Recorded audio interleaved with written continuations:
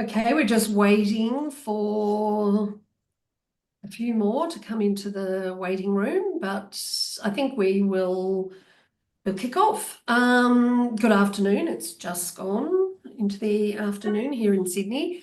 I am Julie Rosenberg and I'm part of the team at the Australian International Development Network, AIDN. The whole remit of AIDN is about more and better giving and investing by Australians internationally. I want to take this opportunity first off to acknowledge the traditional owners of the land that I'm on, the Gadigal people of the Eora Nation, and pay my respects to elders past and present.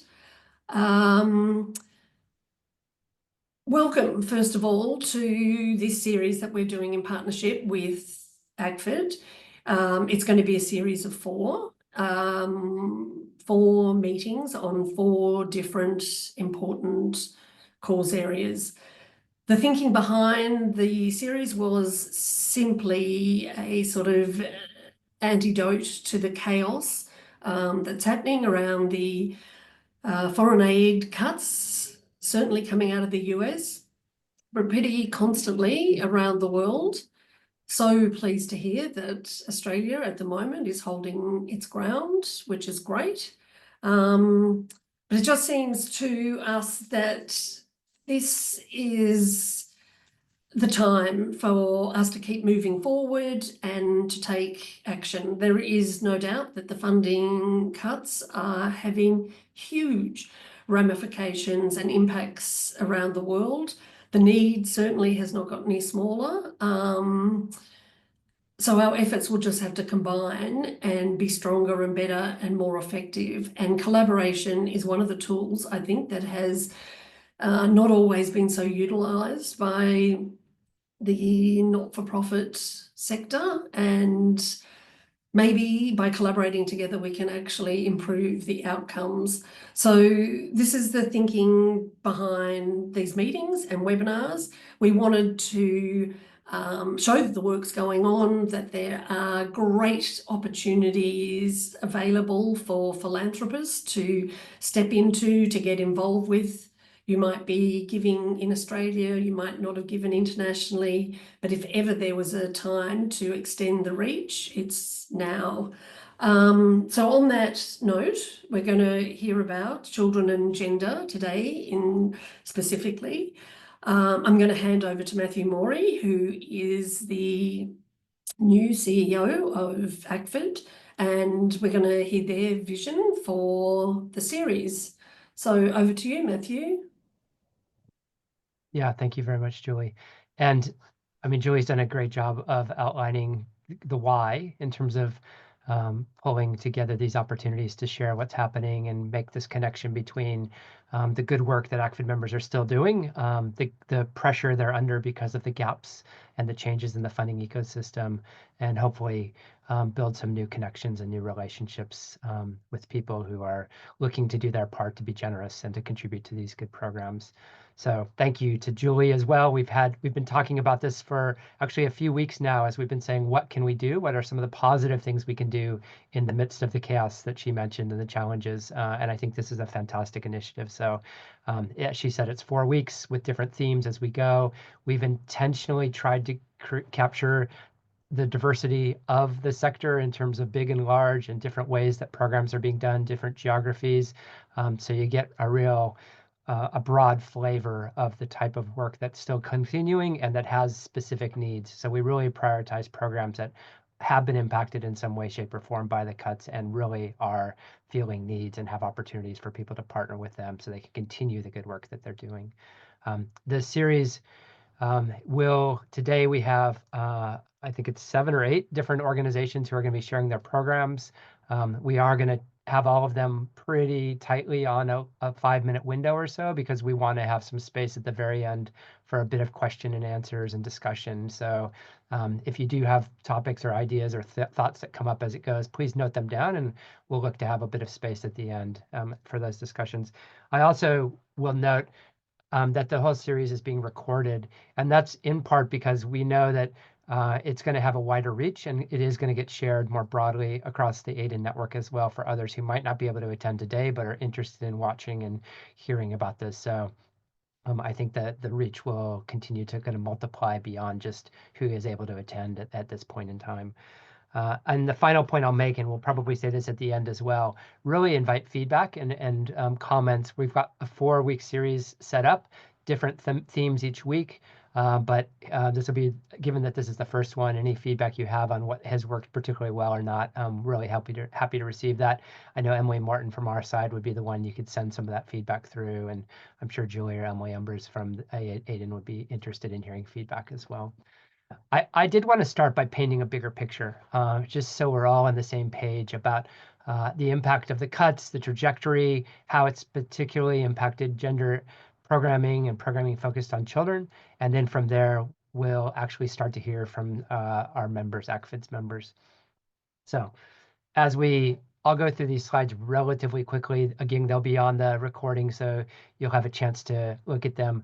Just first, for anyone who might not know who ACFID is, we are the peak body with 130 of members from across Australia who are involved in humanitarian or development work.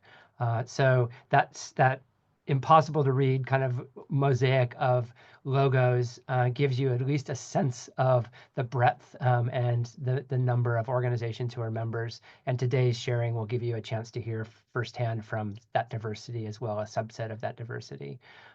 ACFID does play a role in helping to coordinate and helping to lead and helping to respond. So when there are big challenges like this happening across the sector, it's a chance for us to step in and say, what can we do collaboratively as a peak body and partner with groups like AIDN, who we've had this long-term relationship with in this end.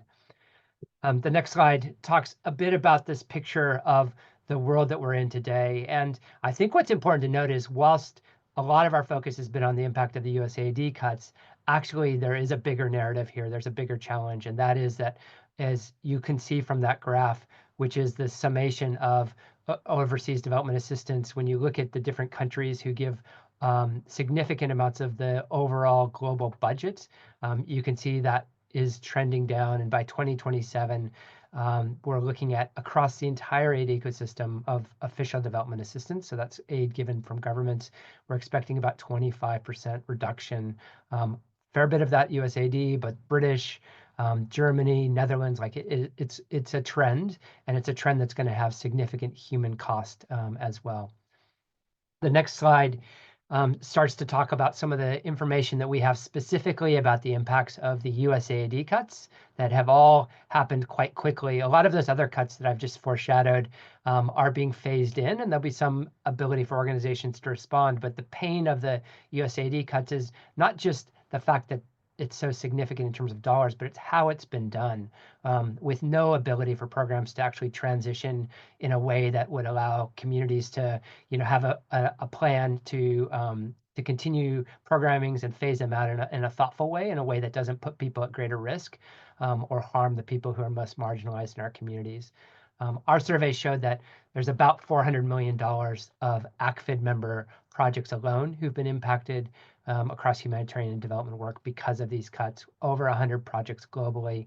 When we talk about gender programming and child-focused programming, which is the theme of today's webinar, you can see about $126 million in child-focused programming and $37 million in gender-related programming in particular.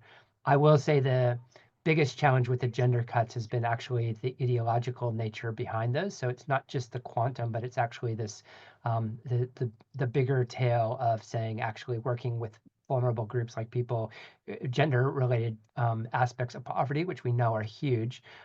There's going to be a knock-on impact that's actually quite a bit bigger than just those dollars. I'll quickly go through a couple last slides.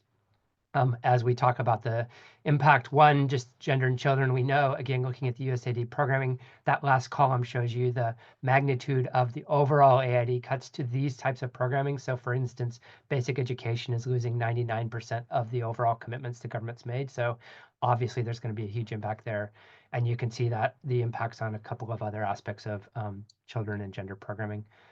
The next slide gets into the actual different topics that have been impacted, and you're going to hear this as people talk, so I'm not going to speak to each of these little boxes, but you'll hear them, the themes coming out through the presentations. But in the next 2 slides, I'll just mention this gives you another way of looking at the gender impacts, both in terms of the regions, which is the wider columns, the gold colored columns, and then the line shows you the dollar level. The next slide talks about the child-focused programming as well. So again, that's just a big overview that's going to hopefully give context to the more nuanced specific stories that our members are going to tell. And we're going to start actually with Phone Williams from IWDA, who's going to share about the programming that they've had that's impacted. So over to you, Phone. Hi, everyone. I'm going to share you my slides. Just bear with me. Can everyone see it?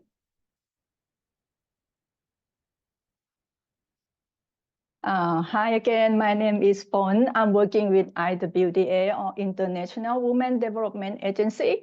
We are the Australian-based organization that solely focuses on gender equality. And today I would like to share with you about our project in Cambodia and Myanmar that get the impact, not only from USA cut, but also the Sweden international aid cut that happened at the end of 2024.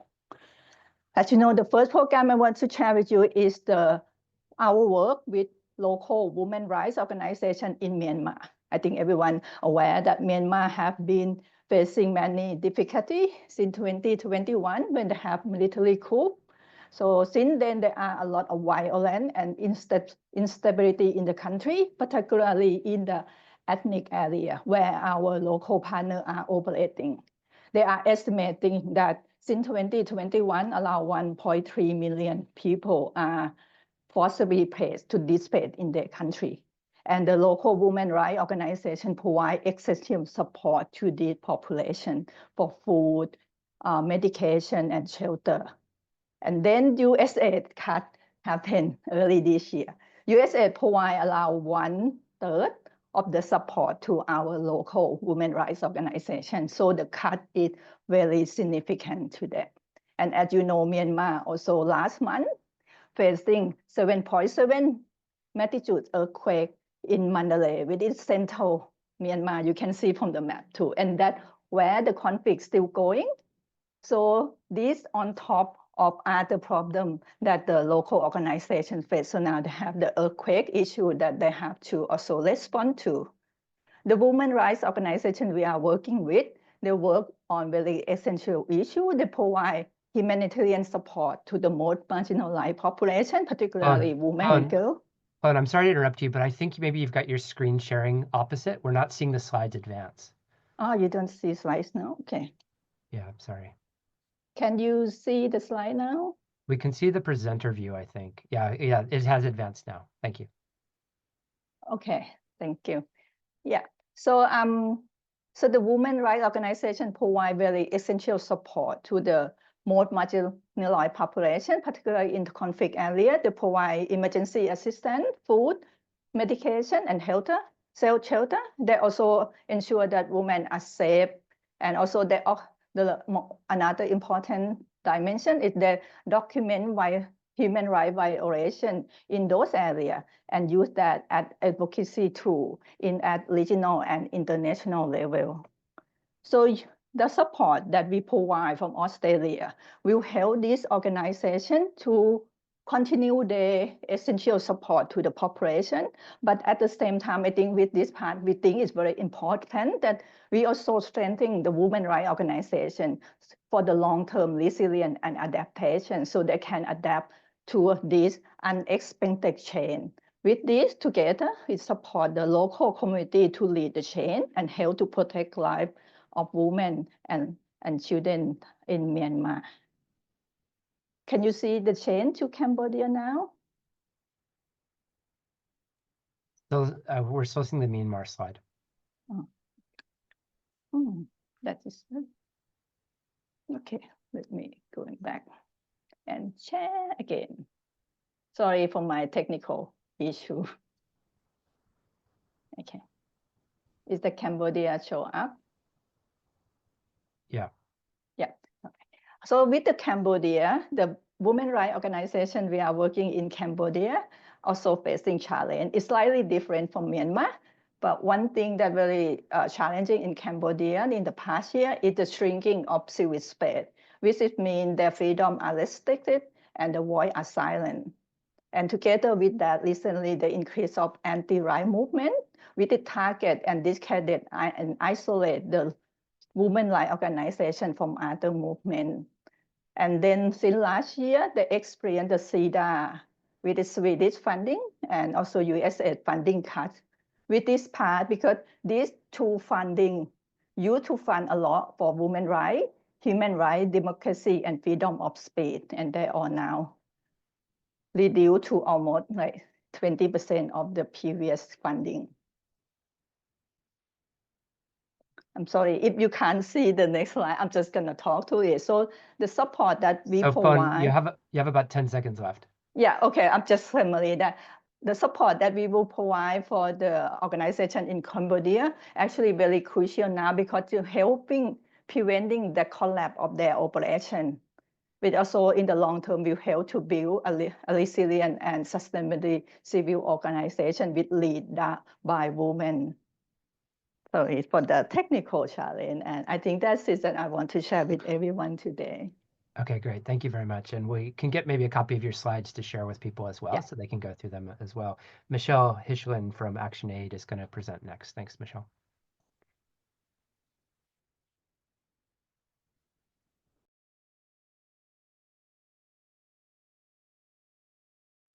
Hi, everyone. Yes, I'm Michelle Hischlin. I'm with ActionAid. We're a global women's rights organisation working in 70 countries around the world. I wanted to talk to you about our work in Uganda and gender-based violence shelters that have been cut as a result of USAID funding. I guess to highlight the background to this, for those who don't know, almost 1 in 2 women in Uganda experience violence in the home. And shelters for to respond to gender-based violence are grossly, underfunded across the country in a good time. There's only 25 shelters currently across the country servicing 46 million people.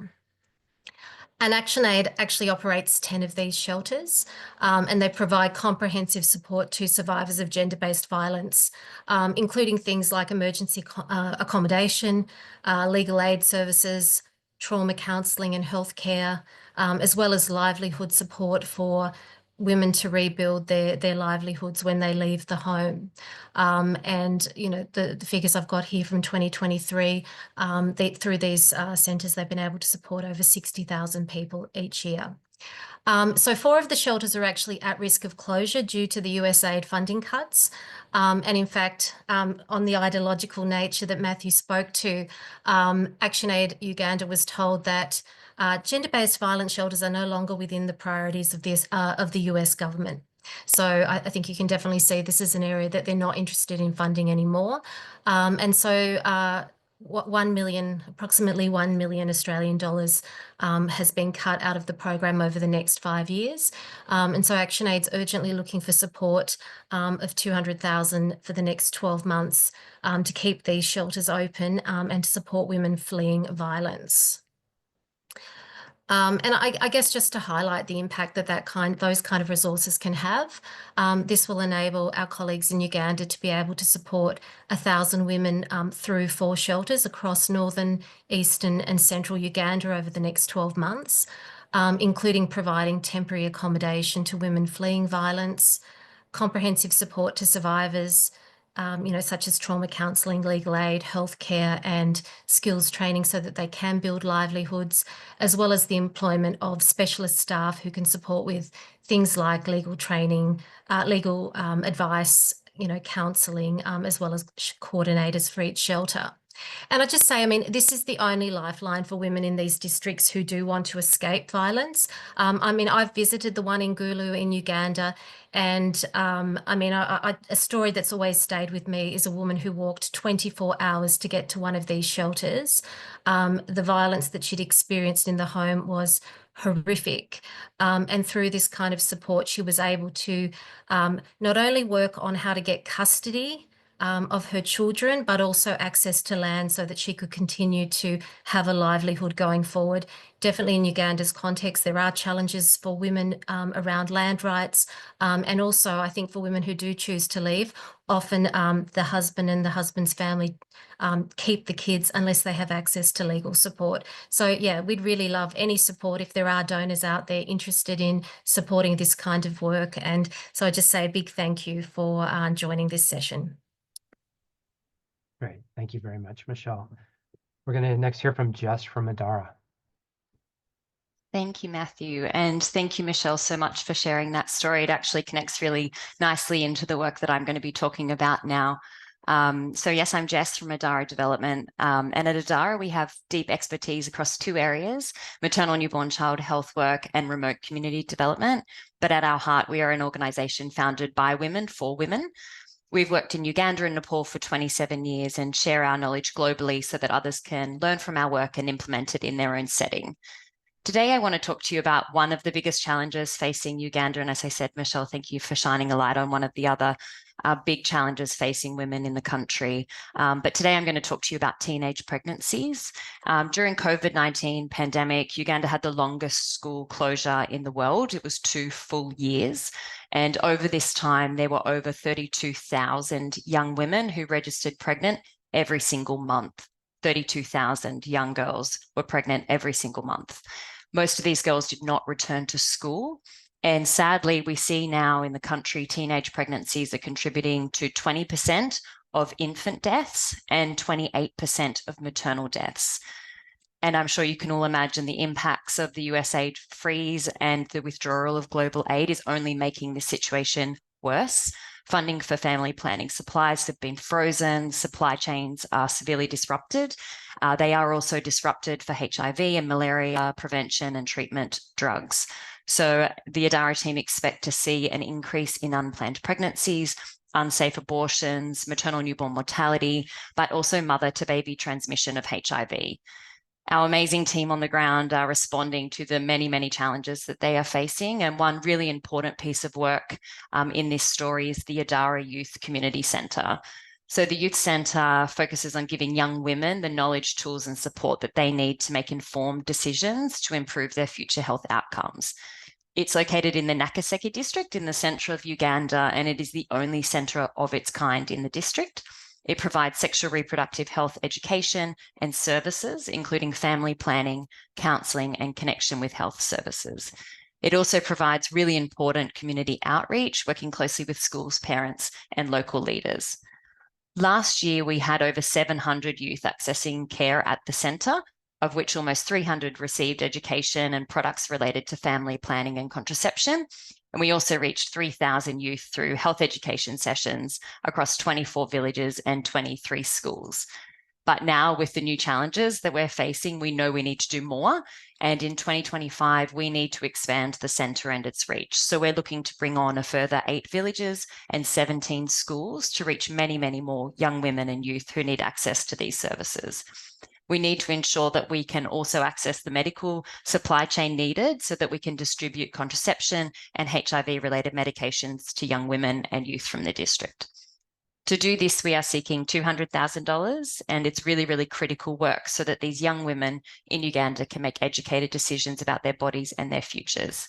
Our founder, Odette Excel, was recently in Uganda and spoke to our social worker, Maggie, who is amazing and who leads this work. And I just wanted to very quickly share their very short 1 minute. I promise everyone. Share with sound.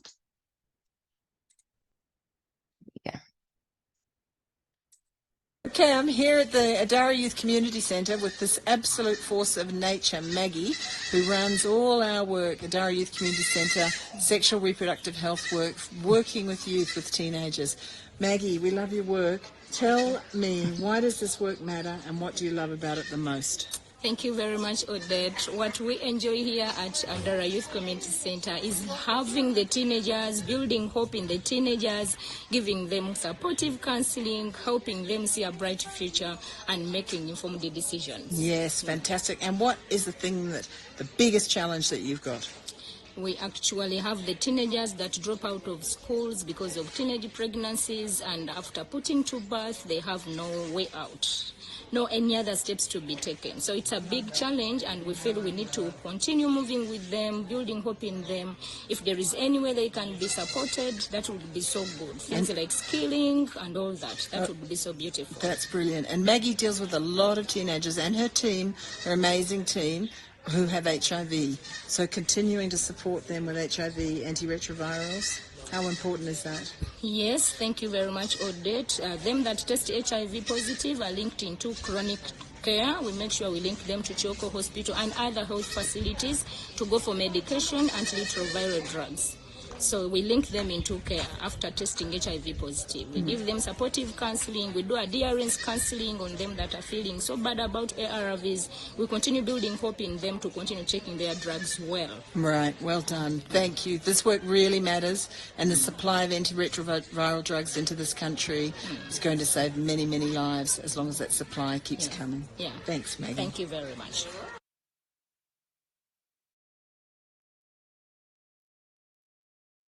Great. Thanks, Jess. You're ending there? Yes, I was just going to say, this work's so important, and I hope you enjoyed the goats there.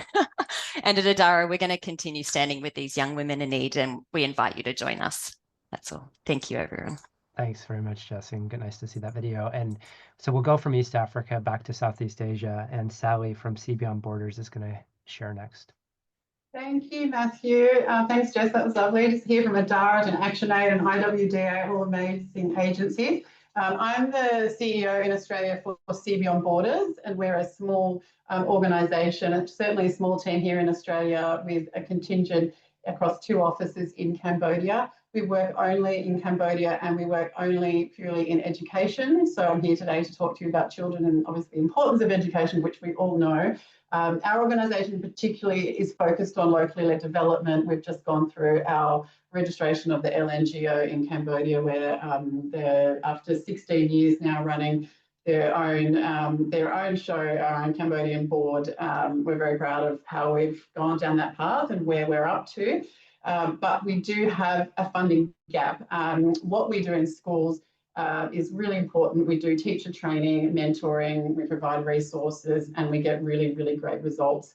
But we are short in funding, and there's an urgent need to start one of our particular areas, which is one of the most disadvantaged provinces in Cambodia, is Ottoman Chay. It's near the Thai border, so there's a real issue around parents migrating across to Thailand to work, and leaving children in the care of their grandparents, and the lack of education around education is a big problem. So we do a lot of community education, and we have amazing teams in those areas. But this particular area, we're underfunded. To start in July for a 3-year program, the US aid cuts, as we know and we've mentioned, in Cambodia, and particularly in education, have had a huge impact, from 135 million down to 16, plus mentioned before, the Swedish International Development Agency have withdrawn some really important funding that was in place in Cambodian primary education specifically. Cambodia is one of the weakest education systems globally, so they're already far disadvantaged, ranking 81st out of 81 participating countries in 2022 PISA studies. So it really starting from very far behind, and the areas we work in are those that are in absolute desperate need. Plus, interestingly, our funding shortfall here in Australia has come about from that overall economic uncertainty related to certain people in the US. And we rely a lot on corporate funding from the financial services sector, and we've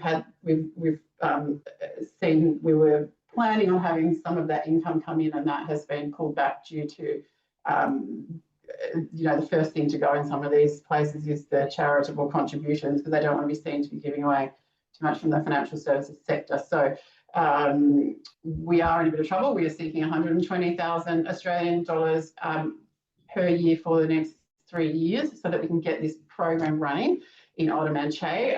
This particular project will target 15 primary schools that are well below the poverty line, a significant proportion of the population there. We have 4 specialist modules. So we have teacher development centres, more acting like communities of practice that bring teachers across all of those schools. We've got 20 primary school leaders, 41 grade 1 to 3 teachers. We have 12 mentors, 4 master mentors, and around 1,800 school students in particular will benefit from this funding, plus another 924 students that will benefit from improved overall school leadership and learning. The goal of the program is to improve primary education across maths and literacy in grades 1, 2 and 3. We also work on teacher professional identity, as that is a big area that needs improvement in Cambodia, and leadership in learning. And we also work very, very heavily on maths mentoring. So we are hoping that with a boost to our funding, we'll be able to start in July to get into these areas. We have a model we've been running for several years that works really well. And the idea is that we roll into an area and go, last for 3 years, and we hand it off to the local community. So that's our goal. We really appreciate you guys coming and listening to us today, and yeah, thank you for hearing us out. Thank you very much, Sally. Now to the Pacific, and Charlie from CARE is going to share. Thank you, and lovely to see you all, and thank you so much for the opportunity to present today. I'm not as familiar with Zoom as I am with other modes of talking, so hopefully you can see my slides okay. Can you see my talking points as well? If so, I might need to put into presenter mode. We can see your talking points as well. Okay, so I'll just put it into presenter mode and hopefully that works. Okay, excellent. Yes, I'm Charlie Day. I'm the head of program partnerships at CARE Australia. I just wanted to give sort of a brief overview of the overarching impact of the USAID funding withdrawal, and then talk to you all about a project that we have in Vanuatu.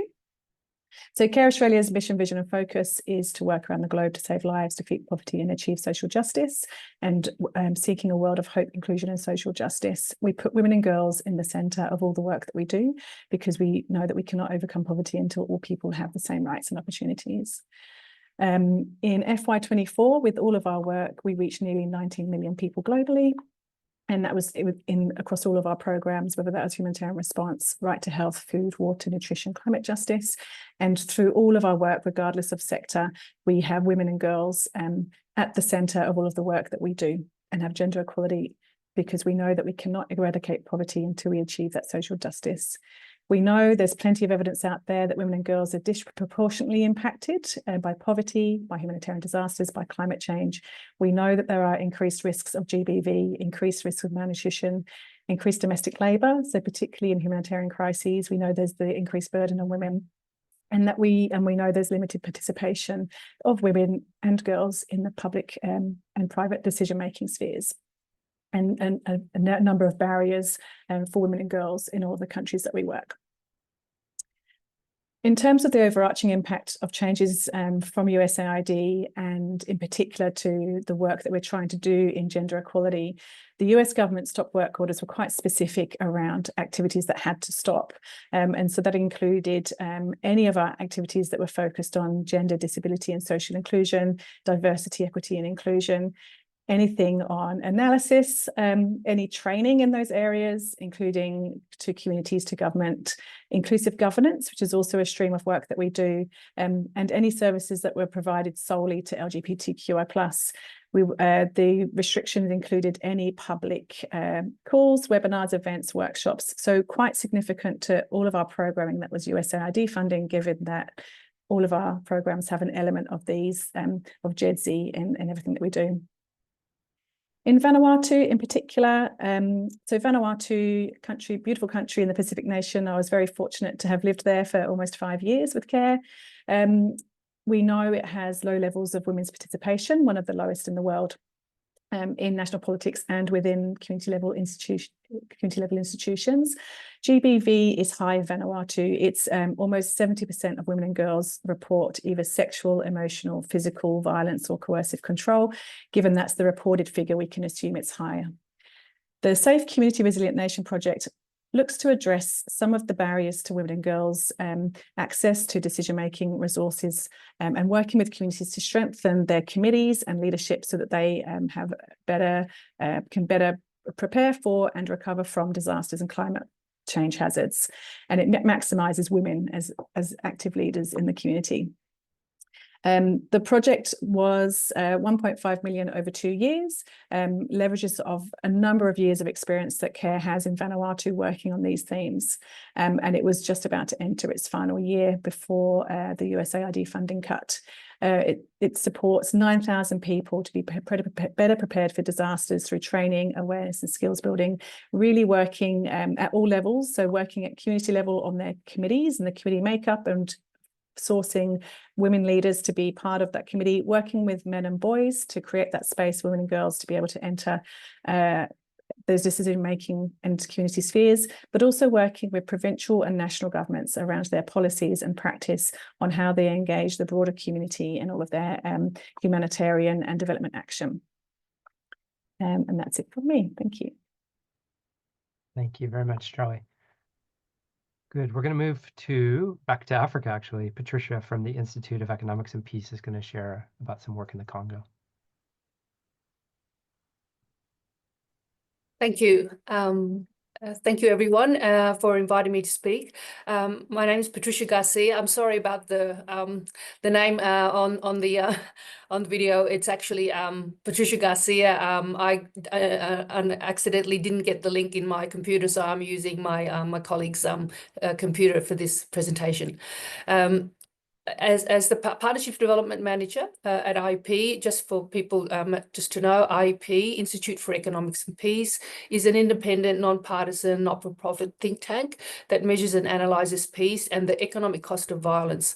We aim primarily to shift the way people think about peace, to focus on peace as a positive, tangible and achievable measure of human well-being and development.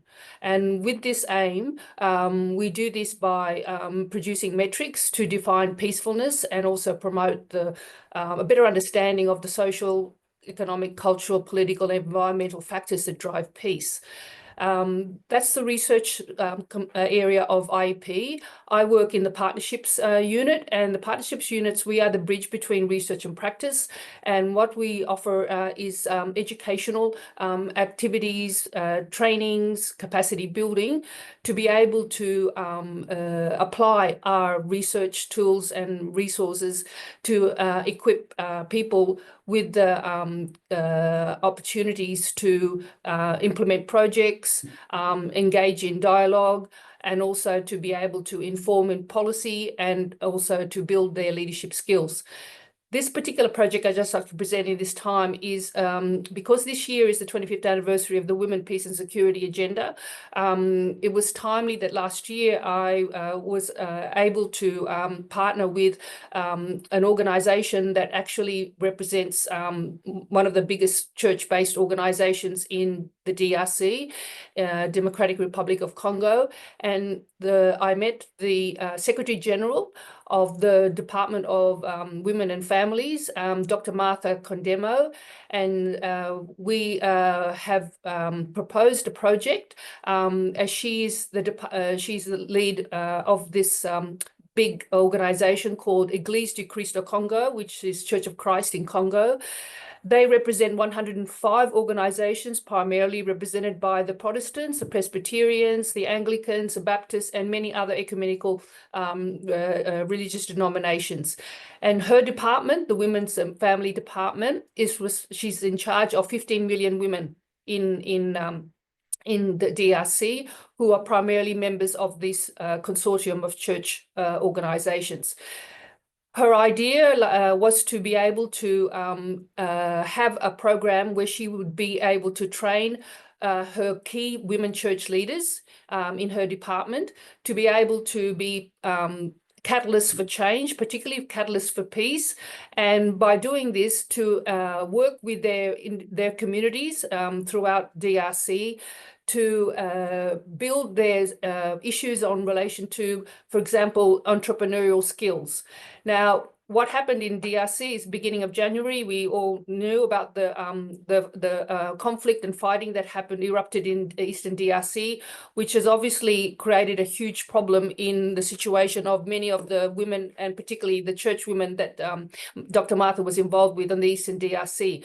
So the urgency for this particular project has not only involved the need for the leadership training, which we were still wanting to accomplish, but also to put the emphasis on needing for this training to include projects that will enable these women church leaders to train their women to be able to then produce food, because food security has become the urgent issue as a result of the fact that millions of displaced and malnourished people now have now become the situation in the Eastern DRC.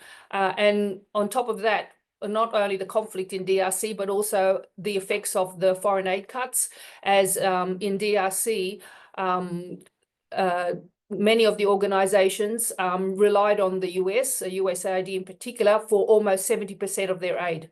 So this has been a huge impact, the fact that there's been a recent conflict, and also the fact DRC. So there's an urgency for us to focus on doing this project so that we can still be able to equip our women with the church leaders, particularly in this current situation with the crisis in the Eastern DRC, but at the same time build their leadership entrepreneurial skills to be able to bring economic livelihoods to these women now as a result of this recent displacement. There's a lot of malnutrition happening. So I just want to show only one slide, because that's all I had time for. Sorry. Well, actually, why don't we'll make sure the slides get shared afterwards, but you're on time now. So thank you for that. Yep. And I will say this again at the end, but we actually are going to share a write-up of what people have presented and their slides with everyone who attends, and also beyond that as well. So that slide will get something that gets to be shared. But if you can hold off on that for now, and I'm going to hand over actually next to Andrew Newmarch from the Leprosy Mission to talk. Thanks, Andrew. Thanks, Patricia, and thanks, Andrew. Thank you very much for the opportunity to share. I'm not sure if I can get this screen up. Can you see that? No. Yeah, we can. You can? Okay, great. Well, thanks very much for the opportunity. What we're looking for is an opportunity to be that catalytic effect that Patricia was talking about with our gender officers and with our organisations. We feel like at this point of time, we've been able to do things in the gender space, but they're at a simplistic level. We can do gender disaggregation with data. We can make sure that there are more women involved. But what we really need to do is move towards a much more transformative agenda in everything that we do. And we really need help to do that. So we're looking for funds to help us get consultants to run training for our staff and help us set up a framework that will catalyse a lot more activity in the areas where we're working. So we want to focus particularly on Nigeria and Nepal and Timor-Leste. For us, people with leprosy operate in very remote areas or semi-remote areas. It's actually very difficult, particularly for women, and to come out, to talk about leprosy, to be treated. And so this is by having better frameworks for how we access and then how we treat and how we meet women will be very important to change those communities to ones where it's normal for people to come to clinics and get treatment. We know that there's a lot of linkage between health and gender justice, but also with economics. And so some of our projects are helping women with livelihoods, but and that's working in some places, but there are lots of cultural and social and sometimes structural government obstacles to that moving forward. So we're hoping that having a project like this can change things and develop things to a much wider group of people. and that we can provide a way in which women have confidence and dignity in the way they conduct their lives and participate in society. Thank you. Thanks very much, Andrew. And our final presenter is actually Jonathan from Australian Lutheran World Service. So over to you, Jonathan. Thanks, Matthew. Can I first say how great it is to see so many passionate, caring people committed to changing the world. It's a buzz when you can often feel alone in this work. I'm dad to a 31-year-old daughter and granddad to 3 young girls. So every time I've been to South Sudan, I come away upset and heartbroken by what girls and young women have to suffer there. And there's a lady I met called AIDN, who, when she was 14, was forced to go out and look after the cattle in a cattle camp.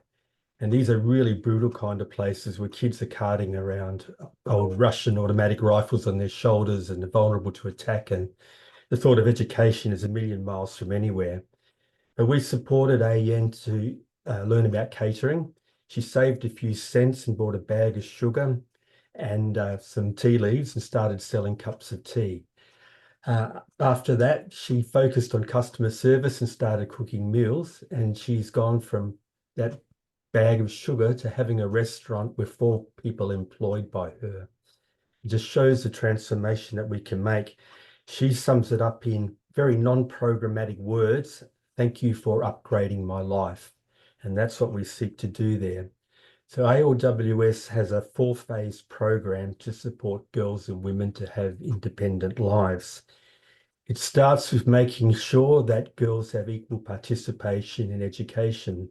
So our program in Jonglei, we're aiming to get 25,000 children into school, and half of those are girls, and about 5,000 children into preschool as well. The second phase in this program is training community groups in gender equality, human rights, children's rights, and preventing sexual and gender-based violence. So that's the theoretical part of it, to raise awareness and understanding. And then phase 3 is practical action to support that. And that's really simple things like providing menstrual cups and menstrual hygiene kits. So at the moment in South Sudan, the girls, when they get their periods, they've only got rags to use. When they wash them and put them out to dry, the boys see that as a signal that the girls are ready for sex and for marriage and for everything that comes after that. So we're trying to address that problem at a really grassroots level. The next thing is putting gender-separated toilets in the schools and in the communities, so they're free from risk there. And then phase 4, that holds it all together, it's probably the most critical part, is equipping young women to become entrepreneurs like AN. So we invest in training in places like catering, raising poultry, having fishing businesses, then go one step further and train them in marketing and business skills and setting them up in savings and loans groups so they can maximize their profit. And when you're a successful businesswoman, then you have power in your community and in your household. You have a new level of independence and confidence. And we see those people becoming role models to their children and the girls in the community. So girls aspire to something different. So the ultimate goal is to end early marriage and early pregnancies that do so much damage to young girls' bodies. And thought I'd leave you with a word from AN herself. I feel good to those of you who have offered to help. I didn't get to finish school, but now I feel as confident as those who did go to school. Thank you. USAID cuts have made about a 280K shortfall in our program there over the next 18 months, and that's what we're seeking to address. Thank you. Thanks very much, Jonathan. Thanks to all the people who presented. Actually, it gives actually a heartbreaking, but a pretty comprehensive sense of the diversity of the good work that's happening and the good work that's at risk of not being able to continue as well. So thank you, everyone. I've said this already, but I'll just reiterate. We will share a summary of the projects and some other information that members who didn't present also shared as part of a package that people can review after the meeting, so you can go back and revisit these things and contact the agencies directly if you have more questions. I'm now going to hand over back to Julie though, and we have a little bit of time for question and answer if there are any. So back over to you, Julie. Yeah, I wanted to thank you all as well. The diversity is huge and it definitely shines a big light on the need. But yeah, you've given us a great snapshot. I think we could have listened to each of you go on for, a whole session easily. Oh, I seem to have disappeared off. Oh, You're still there. there I am. Yeah. Yeah, I disappeared. Somebody was putting a chat in. I don't know what's going on with my computer. I'm wondering if there are any questions from the group at all of any of the presenters or to the whole group. Yeah, jumping in, Julie, Uppy Yeah. has put a question in the chat function.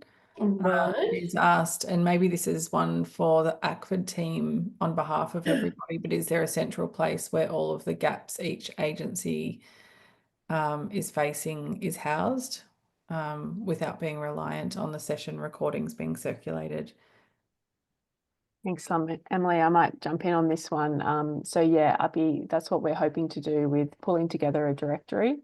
So it will be a one-stop shop for all of the needs that are outlined through this webinar series. And as Matthew said, agencies as well who haven't been able to present.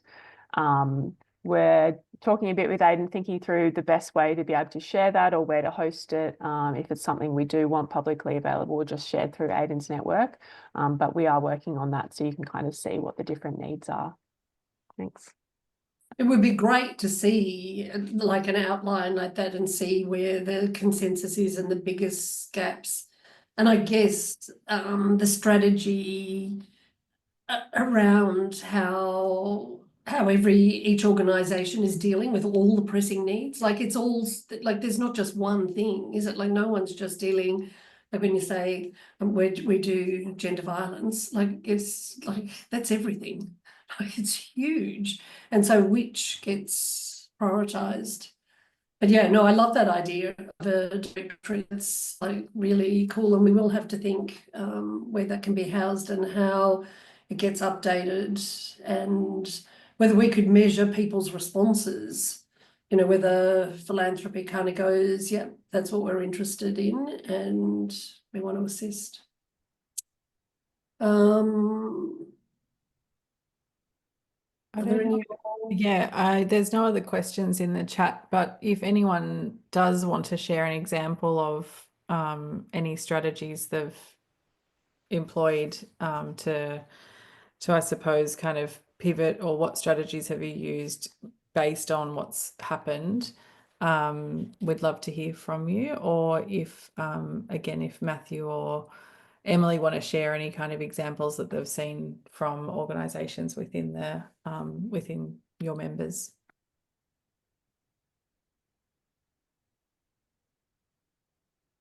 Like, is there a priority of sort of holding ground?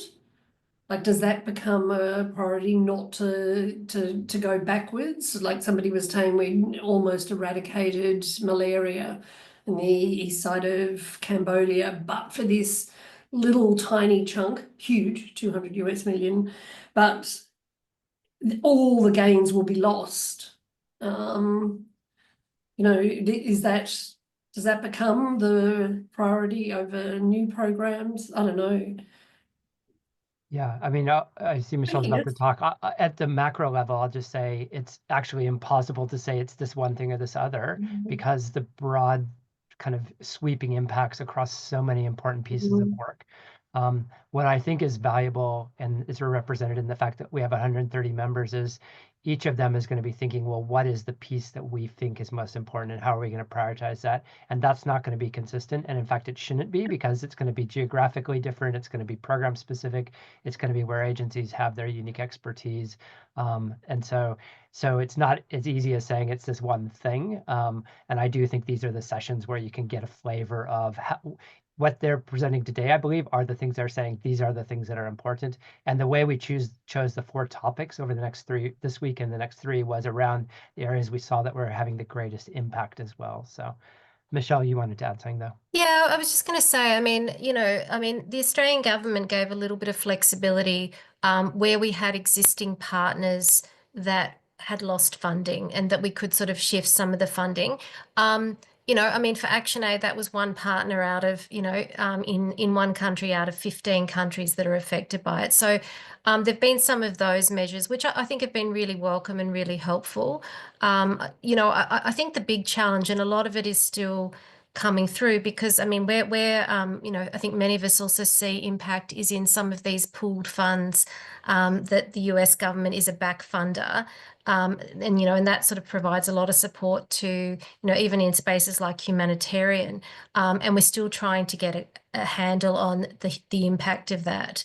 And I guess the UN is going through a whole process of reform to get more money to communities and cutting, but that's going to take time to come through. So yeah, look, I don't know. I think that it's a huge problem. I think we just have to take it step by step and see where we can try and find support. And I think for, having flexibility with donors where there are existing programs, I think makes an enormous impact, I think, for our local partners on the ground. Yeah, I'm hoping there'll be more opportunities that come, like to build these supply lines, I guess, like by having this kind of housing platform that Uppy's mentioned to, just, I guess, to work more collaboratively together to have the biggest impact. But yeah, step by step. Well, I think if there are no more questions, we'll draw this one to a close. Any feedback at all, as Matthew said, how we can improve it better, like what do you see as an outcome of these that we haven't seen yet? I'd love any sort of emails either to Emily Morton, Umbers, me, anyone at all, email anyone, and we'll pick it up and try and work it in next session so we can make them as useful and effective as they can be. But thank you very much for your time and making time for us. It's great. Thank you. Thank you, everyone. Bye. Thank you. Bye. Bye.